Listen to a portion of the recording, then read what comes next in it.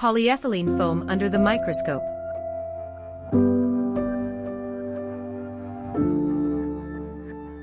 Polyethylene foam, also called PE foam, is a closed-cell foam made from polyethylene resin. It is lightweight, flexible, and durable, making it ideal for packaging, cushioning, insulation, and protection. Polyethylene foam offers excellent shock absorption, vibration dampening, thermal insulation, water resistance, and chemical resistance.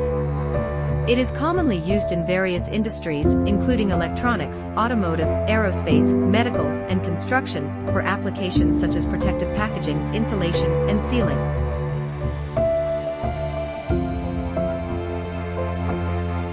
One unique characteristic of polyethylene foam is its closed-cell structure, which provides exceptional cushioning and protection while remaining lightweight and flexible. One caution regarding polyethylene foam is its potential for environmental impact if not disposed of properly. While it is a versatile material with many useful applications, it is not biodegradable and can persist in the environment if not recycled or disposed of correctly. It's important to adhere to proper waste management practices and consider environmentally friendly alternatives when possible.